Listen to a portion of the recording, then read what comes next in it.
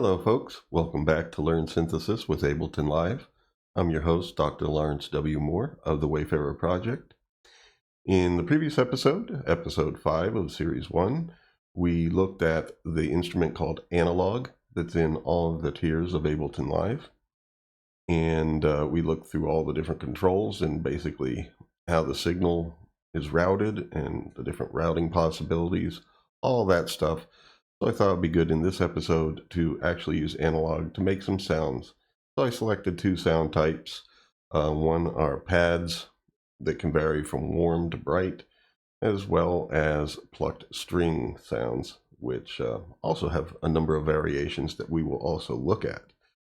These are two sound types that are common in synthesis, big part of the repertoire. And analog does a good job of giving you the tools to make these two sound types, especially in a retro synthy type of way. So without further ado, let's get on.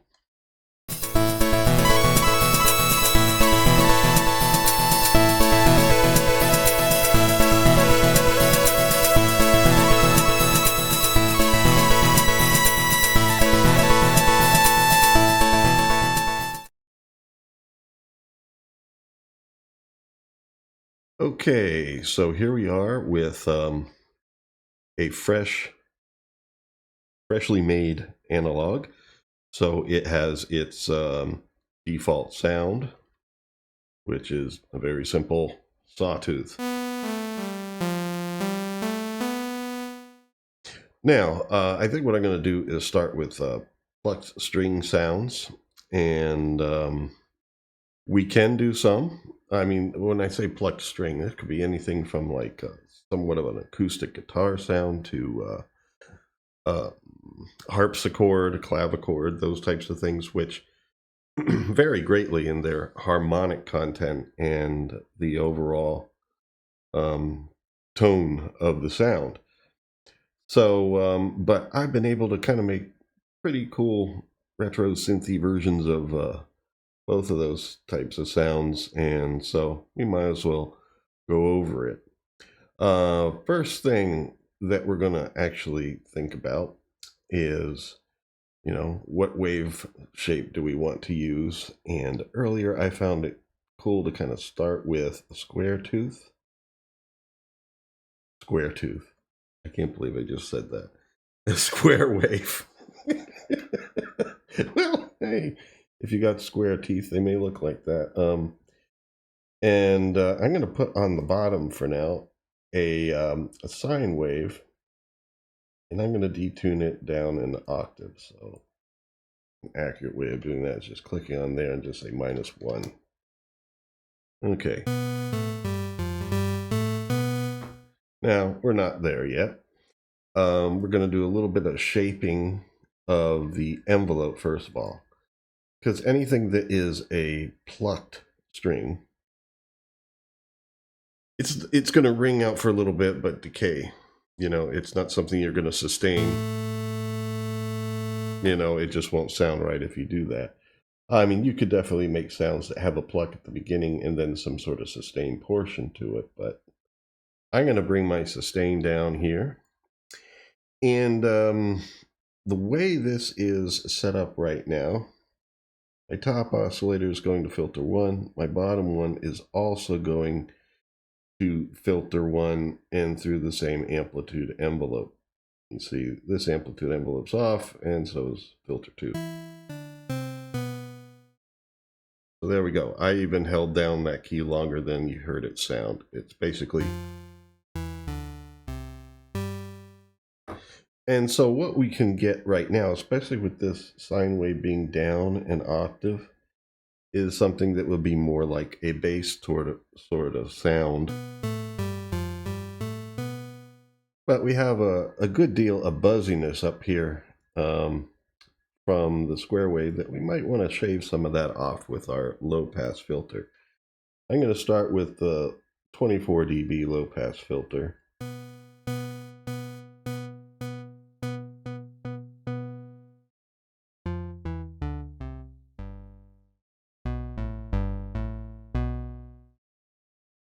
Alrighty, now one other thing is, as you see here, this filter has an envelope as well, has its own envelope within the amplitude envelope. And if we use this, we basically are taking our cutoff frequency and sloping it down.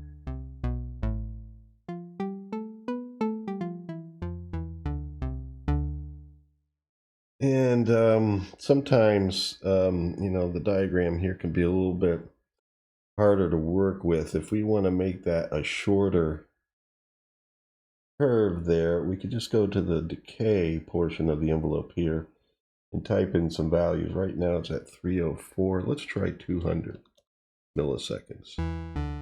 Oh, that's right.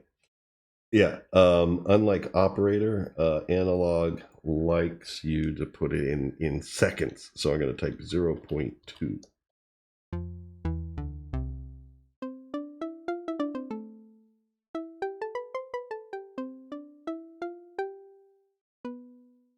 So you hear that kind of bright attack where the filter cutoff frequency is higher, and then it slopes down, and I'm thinking, you know, could it even be shorter than that? It doesn't hurt to try.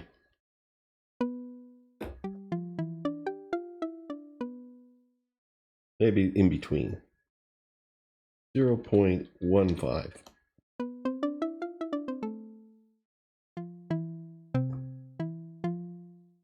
Okay. Let's adjust this a little bit.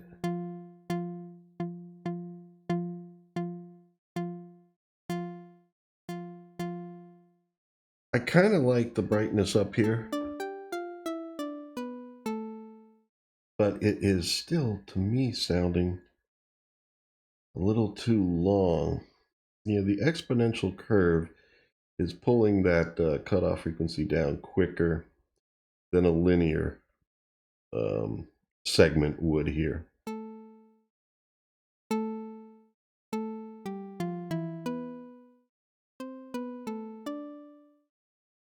Maybe our amplitude envelope could also be a little bit shorter.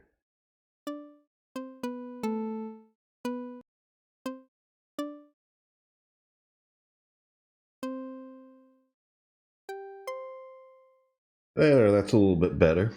Now from here we got the basic structure of the sound, but we can definitely vary it a bit. Like if we play in a lower register, that's a pretty good synthy bass type of sound. We also have options of, I'm going to select this area, of working with a resonance on the cutoff frequency.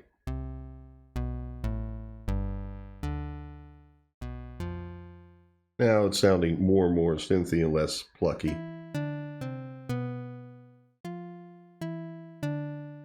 But just a little bit like that. At least in the bass register, can sound pretty cool.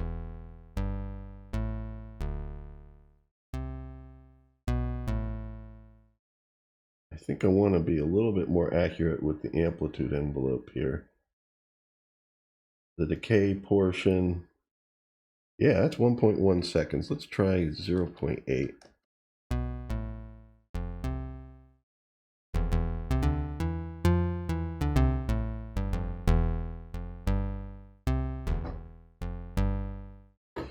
For this brighter waveform, it might be better to use a triangle wave, but as you see, we don't really have one. The sawtooth would probably be just even too bright, but you can see the difference there.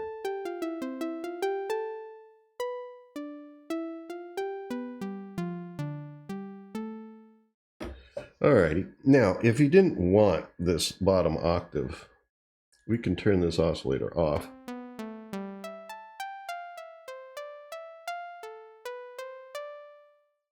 Or we can also make it a square wave, but get rid of the octave detuning. Now it's lining up with this square wave, so we're not hearing much of a variation to it.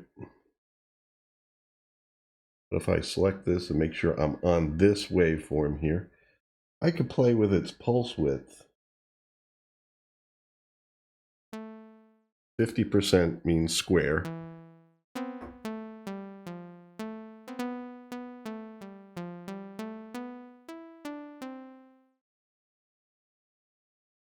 Now, the other one being square, and even though I changed the pulse width on this bottom one, this one is still square, and it's kind of hiding the change that I made with this one. So maybe I should try to work with its width as well to get different timbres.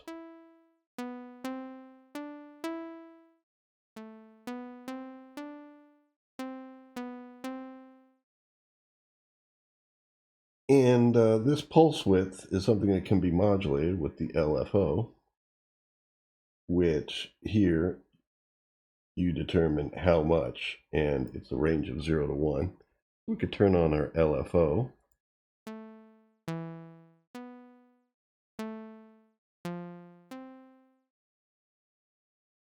And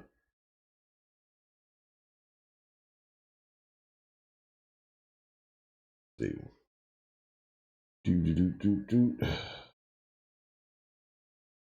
Now this width here would be pulse width of, if you use the pulse wave here. Okay, so right now this is our LFO 1 at the top. And let's see, let's make sure it's coming through here on our pulse width.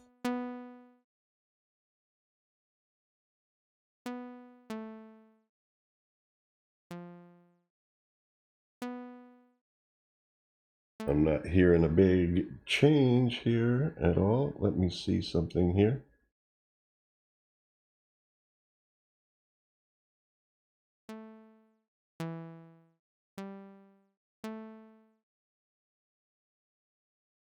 Oh, look, this has somehow got to sawtooth. I meant to. That's why. There we go. Anytime pulse width isn't working for you, I mean, yeah, check your controls, but it may be a simple fact that somehow you weren't on a square wave or pulse wave as you thought you were.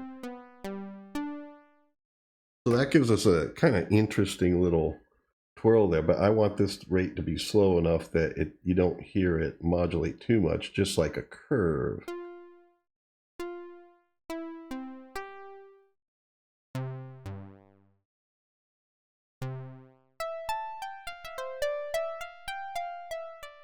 Now as a chord,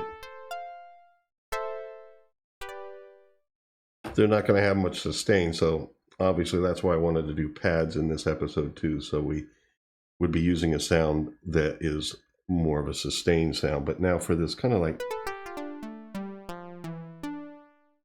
this melodic pluckiness, you could hear a bit of a quality that the LFO adds to it there in modulating it. And it looks like our oscillator 2 is off, which I didn't intend either. Now this one has to be modulated by LFO 2, but I could at least set a specific width.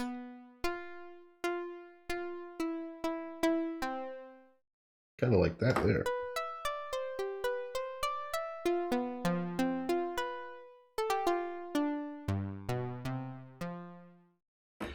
Now another thing we can do here is we have two filters. We could tell filter 1 how much of it goes to filter 2, 100%. And we just got to turn on filter 2.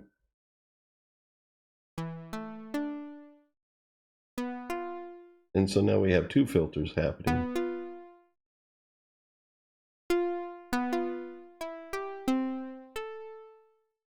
Let me make sure. Let's make sure it's actually here. Yeah.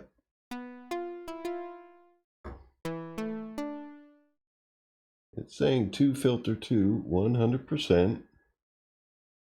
I turned on filter 2. But maybe filter 2 still goes out amp 2, so I might have to turn that on. Yeah. And now we're getting sustain because this amplitude envelope wasn't set like the other one. So I'll just click on this area.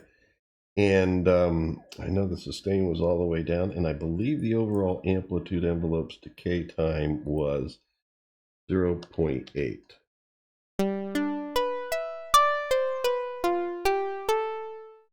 So now I basically have this filter at a higher cutoff frequency than this one, slightly higher, because remember, this is a low pass filter. It passes things below this point. And as a result, let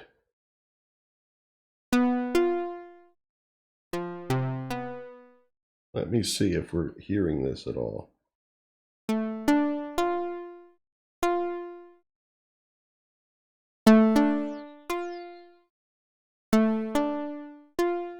Yeah, we're hearing it. I definitely hear its resonance. As I move this, sometimes you hear that resonance whistle.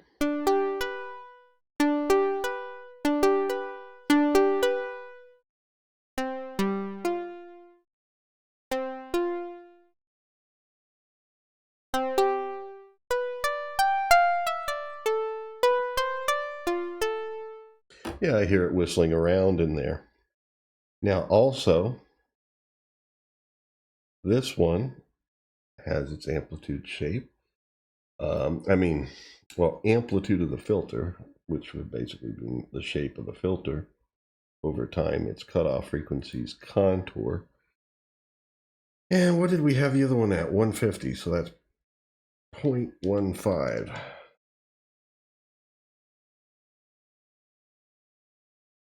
Yeah.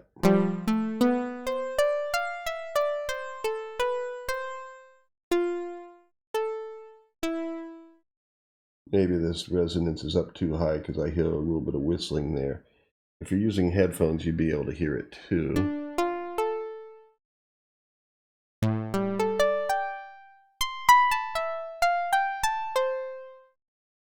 Now, overall, there is a bit of a sustain to it that makes it less like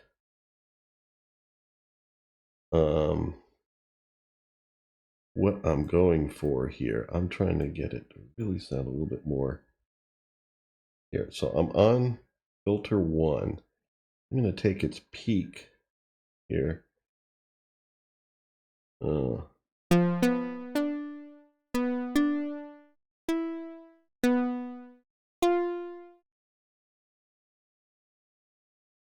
Looks like I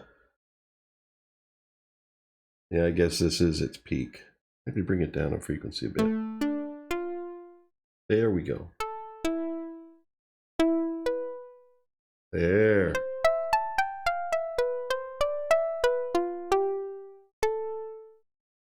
It's still got a bit of a sustain to it that I'm looking at the decay time here.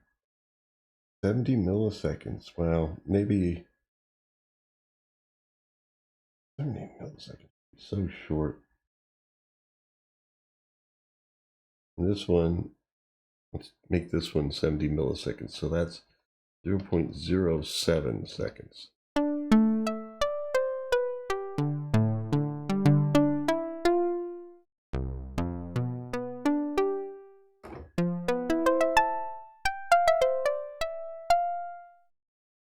It's just, it just seems to me like, I'm having the cutoff really go down here.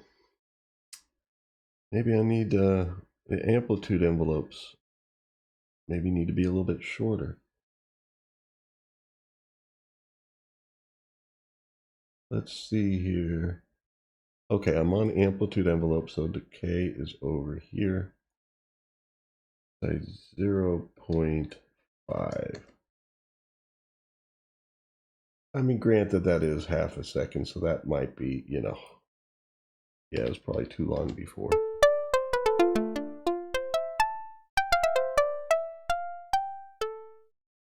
And then if you want it to resonate a bit, what you can do is put a reverb on it. Just make it short, like if you don't want it to sound like it's in a hall or anything, you just want a little bit of reverberation, like reverberation of a plucked string sound within the body of an instrument. For example, we could put light reverb on it. Let's even try that. Why not? So we'll go into audio effects.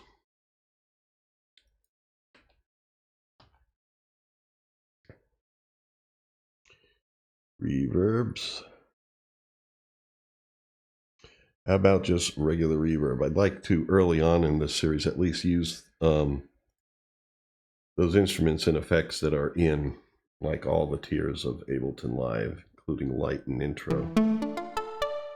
There we go. That's now a little bit too much like a room.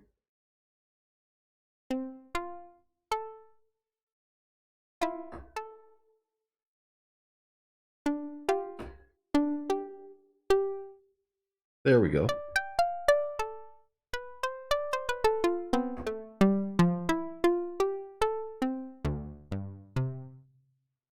There we go. So it doesn't really sound like as much of a room as more like a resonating container. Now we are going to go on beyond. We've only been through 2 of the instruments in Ableton Live so far because I'm trying to begin with the basics. For string sounds, there is another instrument in Ableton that we're going to get to that is probably better for that. Trying to make a string sound, whether it's plucked or bowed. But right now, this is good for like concepts. That's pretty cool. Let's see what happens when we change this. Now, we're going to have to forget our LFO and the pulse width stuff because I'm going to change the waveform. There we go. So I'm going to zero that out. Well, zeroing it out in this case means make it 50%, which is the same. I mean, literally, it just wouldn't affect a sawtooth, which is what I'm going to switch to. So I didn't really have to do that. I just like to, you know, when I'm changing the approach of something I'm doing, since pulse width doesn't affect sawtooth, I like to kind of like turn that off. I don't know. It's just a habit.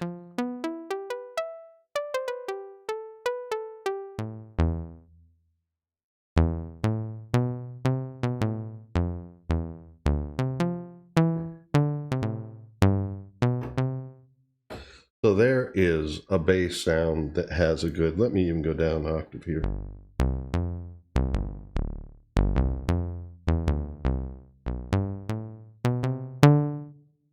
There we go. That has a good bottom end, and it also has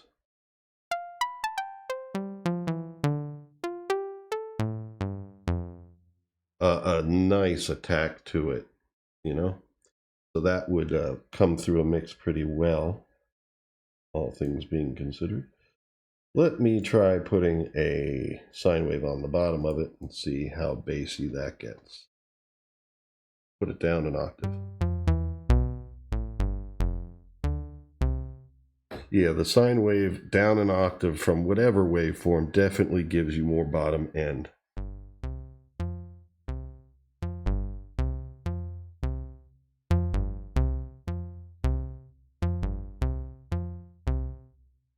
And we could play with the frequency here, the cutoff frequency C.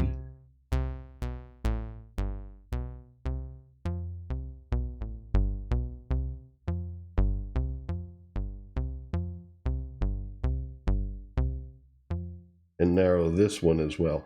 Notice I have follow on, which means it's following this one so the 2 don't fight each other.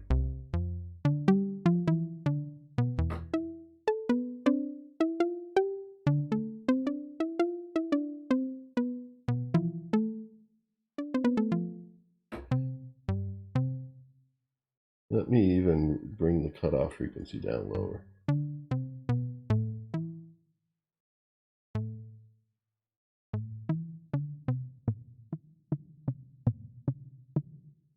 Like a muted pluck.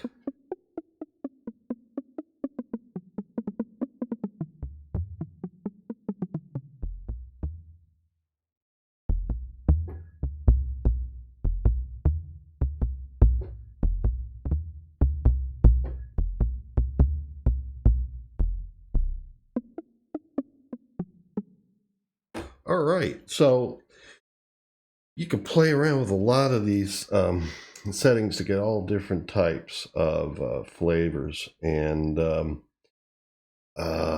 know that at one point in time I used to like to try and make clavichord sounds. That means more brightness here. And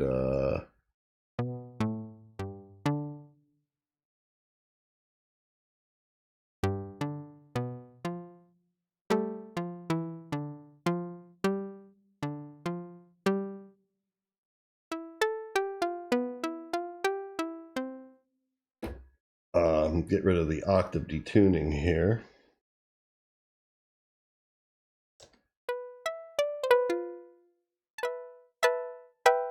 It's not beefy enough yet, but we might be able to achieve some of that with some chorusing. Now I could chorus these two here by detuning them. Let's make this one plus 0.04. And this one minus 0.04.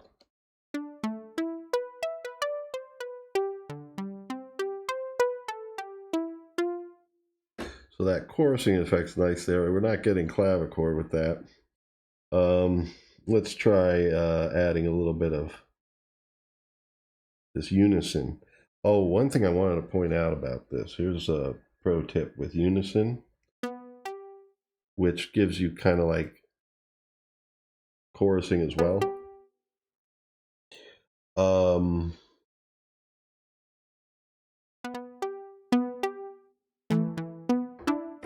Yeah, that's thickening it up too much that now it's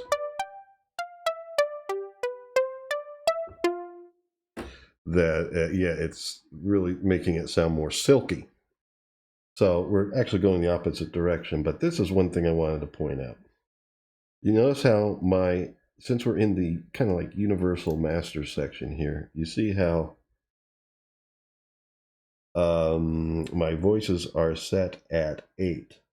Now I'm going to play chord here.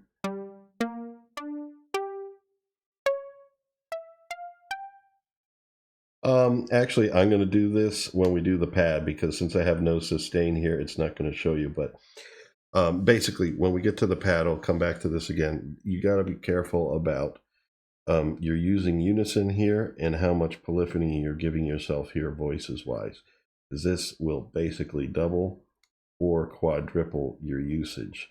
But you're not going to hear it right now because I have no sustain on these sounds, so you don't hear the previous notes being taken away. But we can at least hear it how it sounds plucky. Now that could be a useful sound, but it wasn't the harpsichord thing that I was looking for. In fact, that might be a little bit hard to get with what analog is giving me here. So let's go up here in frequency.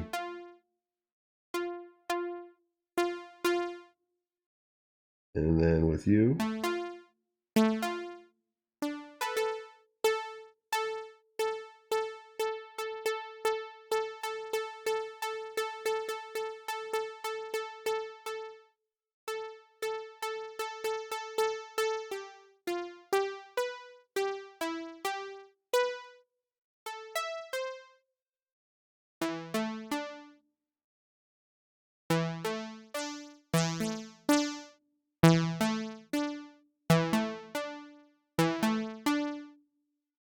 Yeah.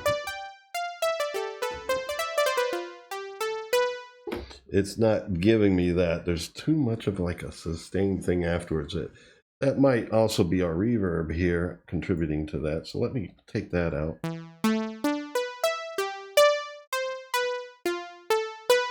I know with Subtractor and Reason, I've been able to use this type of approach and get a pretty cool clavichord, harpsichord type of sound, but it's just not quite coming together here. Let's try a 12 dB low pass filter.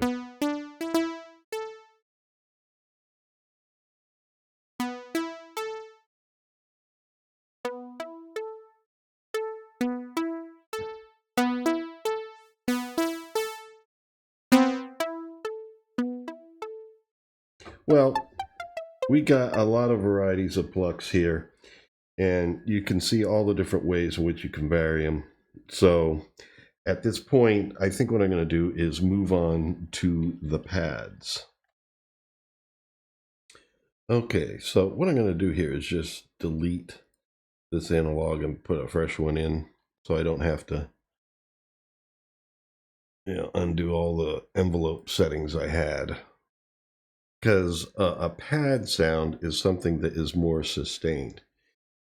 And so the envelope settings we had for pluck string aren't going to work. Incidentally, I mentioned it before that there is a better instrument in Ableton Live for working with strings, and that's tension there. But I don't know that if that's in the intro or light versions. So I didn't want to touch that just yet. Besides, we're going through synthesis basics, and we'll work our way up to that. We'll also be working with collision. We'll be working with a variety of instruments. The thing is that we need to have the basics and the fundamentals down first before we get to some of those that are more advanced. All right, so anyway, we have our fresh start again. Now, you can use Sawtooth for a bright pad and so forth. But something like this is basically unchanging and, very bland over time. What I'm going to do, because I already have some ideas of what I want to do, I want to make sure we're on this model here where oscillator 1, oscillator 2 are going to filter 1 and filter 2 respectively, and then amp 1 and amp 2 respectively as well before they go out. One thing, like if I want instantly to kind of make a 2 oscillator set like this sound a bit stereo, what you can do is, once again, implement some chorusing by a small amount. I like to go 0.04 up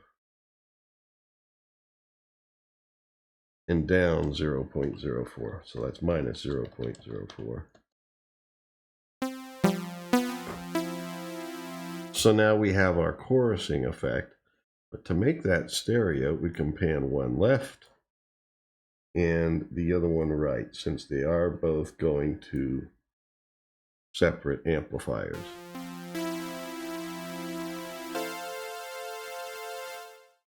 Instant stereo.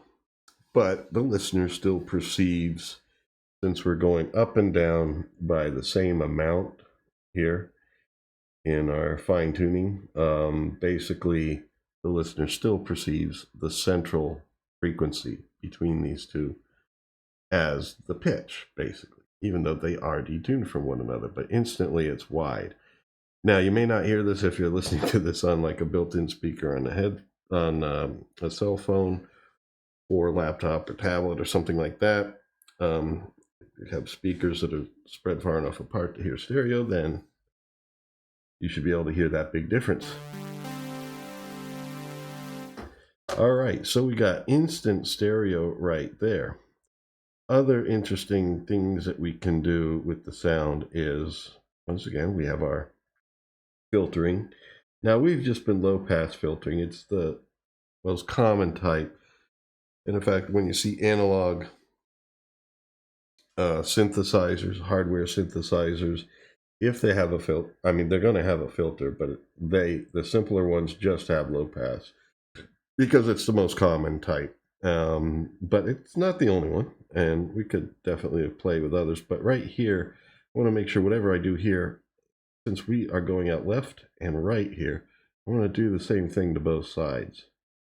So if let's see, that one is at 2.2K. Let me just type it in, make sure that you can type it in like that, and no. I think I gotta do 2,200. 2,200. There we go. And then here, 2,200.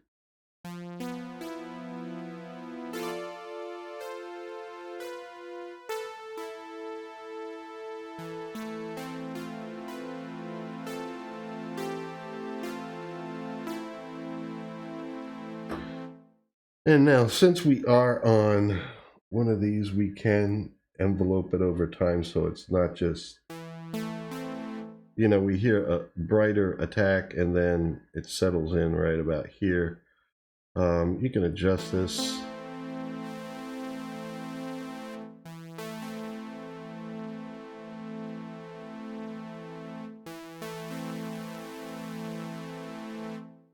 Yeah, I like that on the right side. So what I got to do is make sure my settings are about the same on the other side. Mainly, see, 5 milliseconds. That's the fastest attack that analog can do.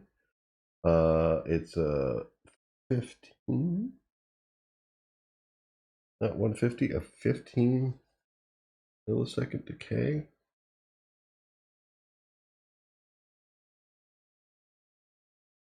No, that's 15 seconds. Serious? Wow. Whoa. I I got off there. Let's make this 0.5.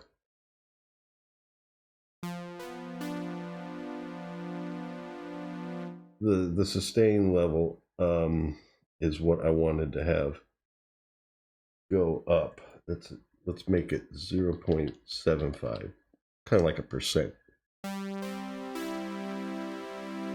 Now I'll do it for the other side as well. Anytime 0.5 seconds or 500 milliseconds, and sustain 0.75.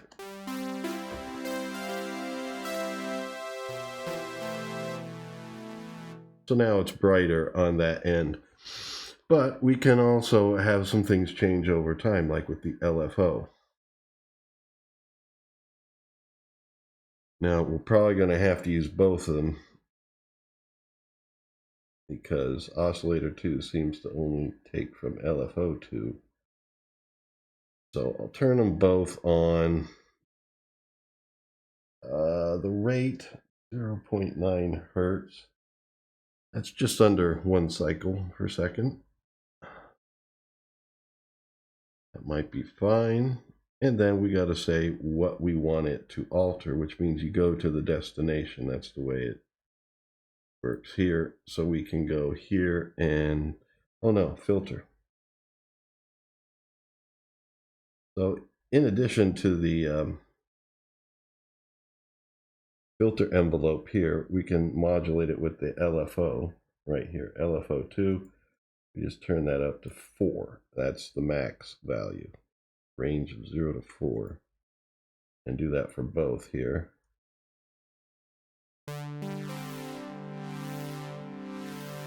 Maybe a bit much. Let's try 2. Yeah, which means I need to do it to both sides for that to work.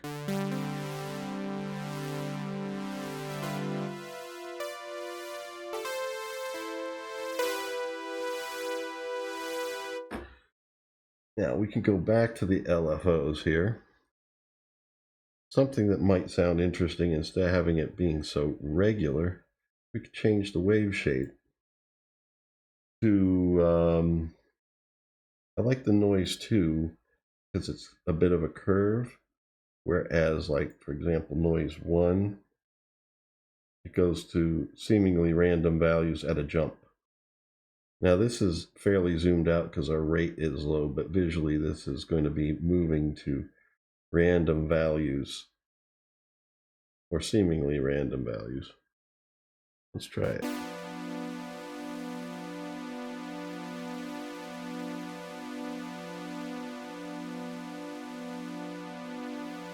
You hear that slow adjustment in the cutoff frequency, really gradual, and we could speed it up a little bit, but I want to do it by the same amount on either side. Try 2.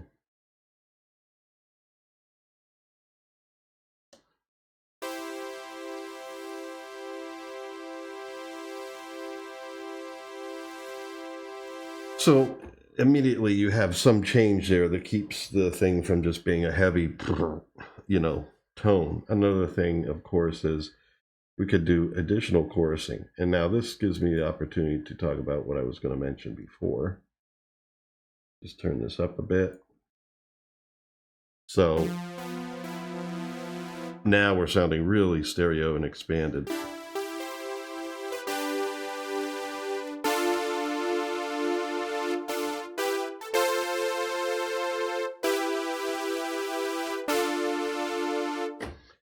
Now, what I was going to talk about before is now we are on 8. Just to make the premise simpler, let's just go to 4 here. Yeah, thank you.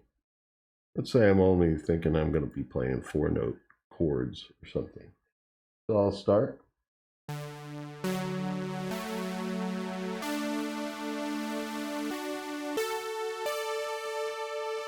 Now, earlier I was hearing some voices drop, but maybe that was just when I was on 4.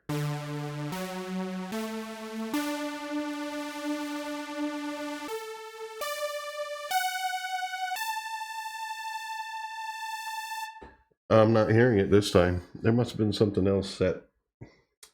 So I retract that pro tip. But I think nevertheless, it's still something to think about if you're using this unison, which is expanding what is unison by chorusing it. If you hear some voice drop off, you might need to increase your polyphony. I'm not having to do so right now, but earlier, before I made this recording, I did. It was interesting.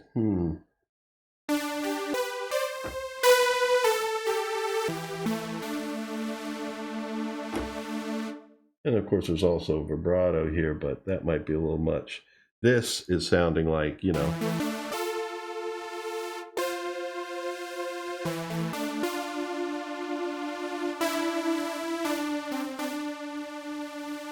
this is sounding like cool, kind of like sawtooth star pad sort of thing. I am going to switch modes here a little bit, and let's try our square waves. Now at the bottom selection there is a bit of a noisy wave. We'll check it out, but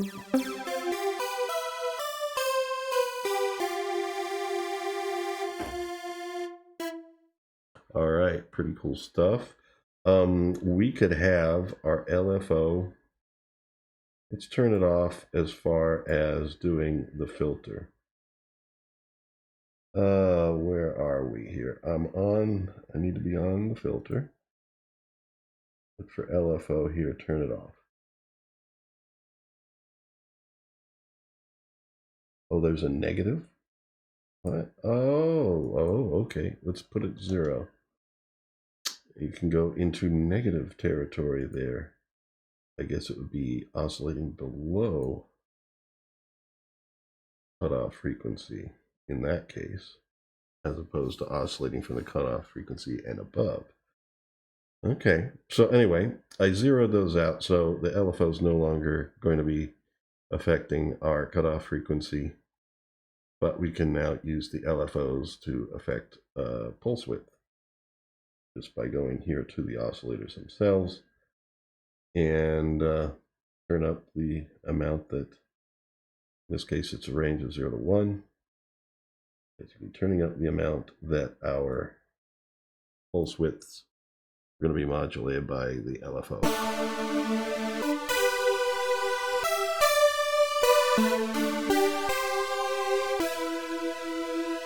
So you may be hearing some really familiar sound types here. And that's the point, you know. I'm just showing you some of the common pad types that you would get with the simple synthesis approaches.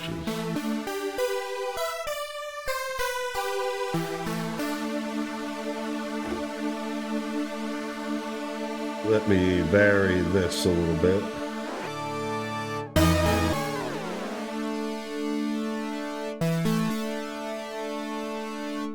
Here's without the unison chorusing.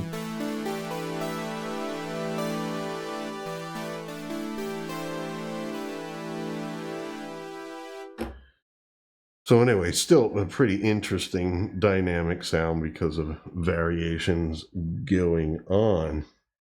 When you got the square wave, that pulse width is just an added tool for creating some modulation. So now let us try a couple more things here. Let's try this wave shape here, which is noise, basically.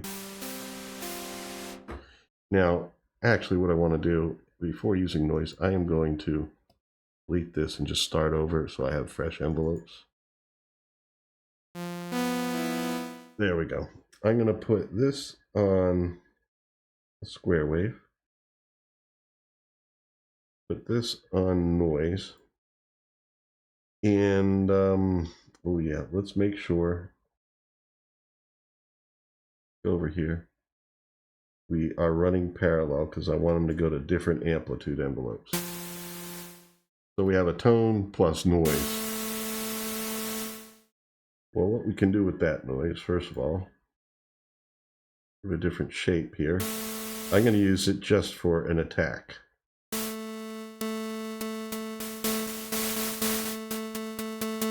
That's where you can do some percussion sounds.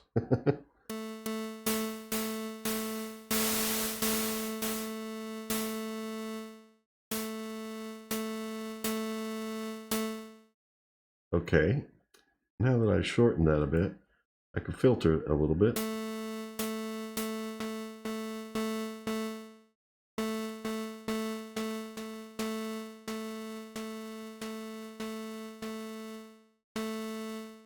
Okay, let me just hear the noise. I'm going to turn this off temporarily because I want to get this right. I want this to sound kind of like a puff of air.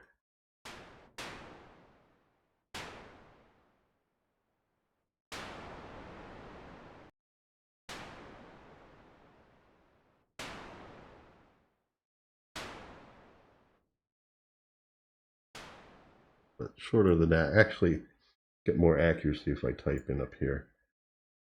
0.3, try that. A bit. And then we go over here to the filter.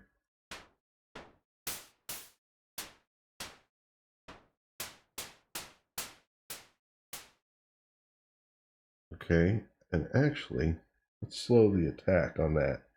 It's more like a puff.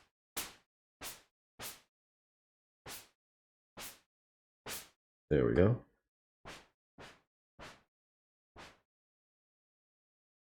Put some resonance on the cutoff frequency. In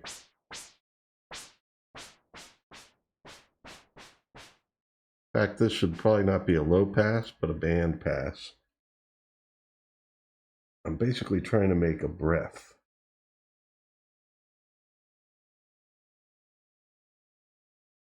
I'm just trying to decide here, 6, 12, or 12. Maybe that's cutting too much out. Try the 6.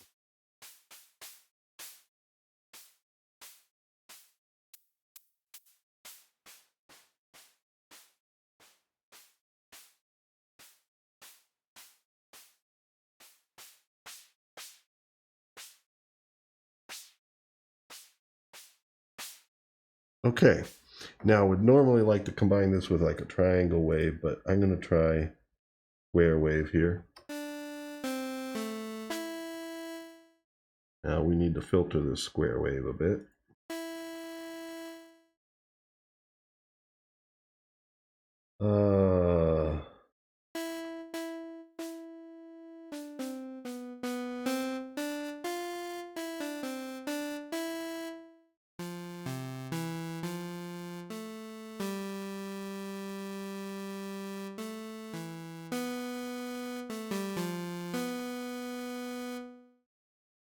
Turn this down a little bit here.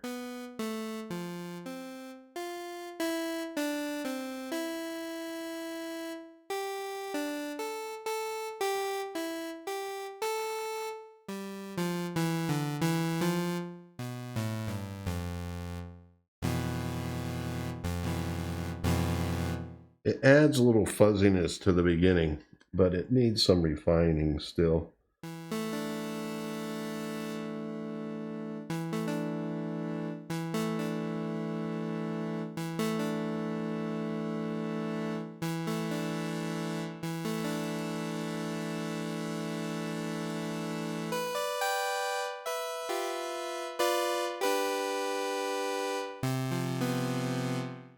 It's delicate, but it adds a bit of fuzziness to the beginning of the sound.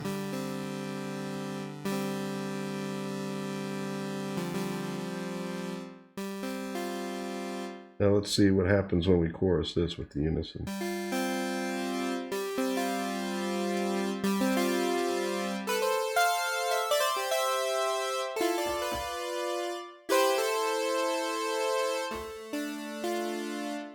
I prefer to do this with like at least 3 oscillators where I can chorus the 2 square waves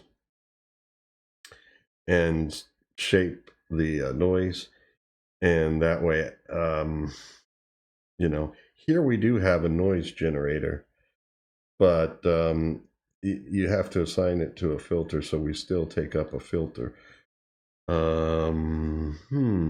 Although, let's do this. I am gonna, no, I can fix this. Let's just put this back to here. And what is our amplitude envelope on this side? Okay, well, let's have you go to that side. This is going to filter 2 now. If I can drag it down there. So now this oscillator and this oscillator, both square waves, are going to filter 2. Now this one that I shaped for noise, I can take this noise, it's going to filter 1, and just turn it up.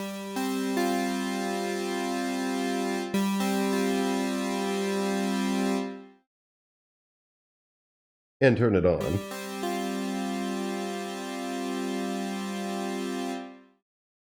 Put it on 0.0. Let's make sure we can hear it on its own first of all. Turn these off. There we go. And it has a color knob.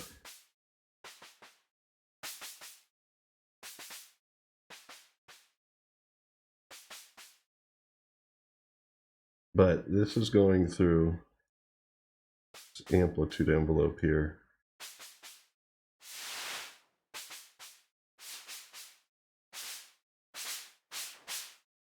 There we go. Now let's put these guys back on.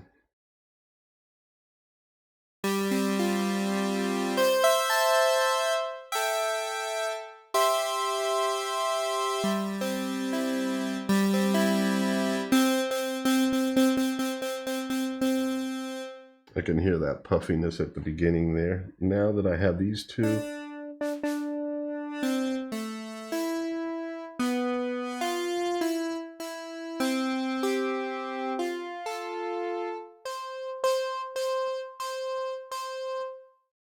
and what I need to do is with this envelope, the one that the 2 square waves are going through, give it a slower attack.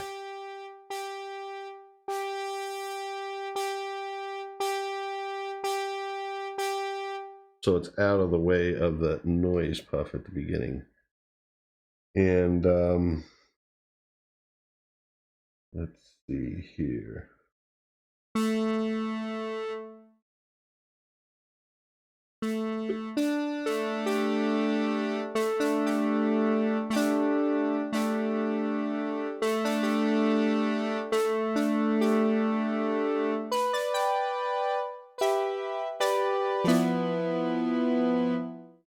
And I'm going to lower the color here.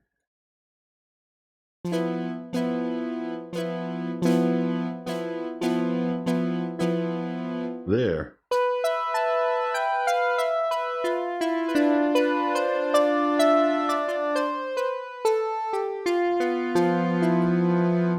It's kind of a softer, it's still a punctuated attack, but softer when you use noise like this. It gives you a bit more of like a puff at the beginning of the notes.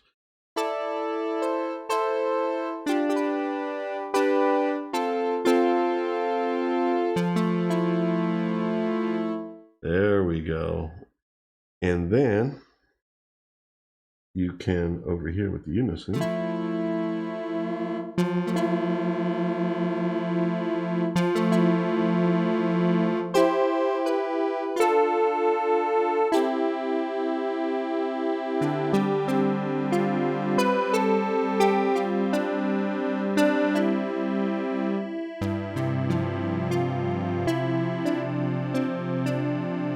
even though I didn't do the chorusing and panning here, it sounds stereo from the unison function here.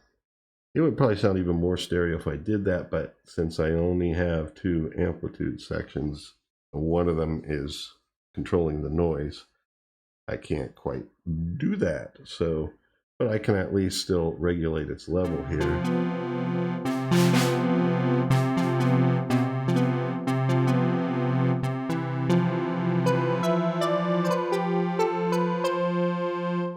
So kind of gives you that a little bit more of a softer attack with still having some punctuation there, some articulation.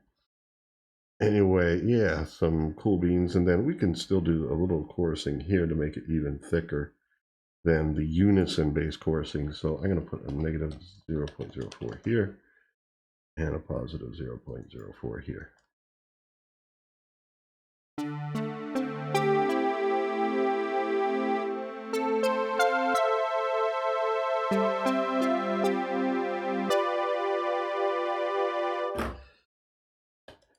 The 1980s are back.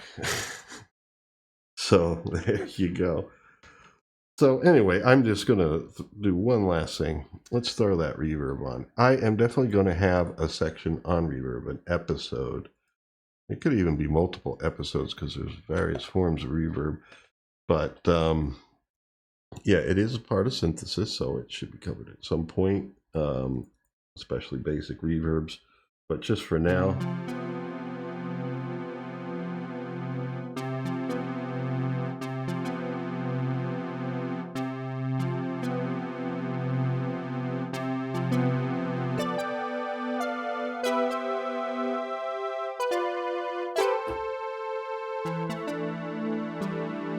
there we go. I could just noodle forever. But anyway, folks, there we go. There's some pads and pluck string sounds, and you can see how to vary it. Analog does have its limitations, but it has some great abilities to it too. Now, between operator and analog, I wish there was a combination of the two. Some things I really like about the routing options here with analog, but then the FM capabilities of operator are, just take it to a whole new level. But in any case, I hope you found some value in this. If you did, please hit that like button, leave a comment, let me know what you think about some of the sounds, or if you have questions or sounds that you're trying to make. If it's related to this, we're still in the basics right now, let me know, and talk about how to make them. And if you have a sound you want to share, likewise, let me know in the comments section. But until next time, everybody, take care and stay free.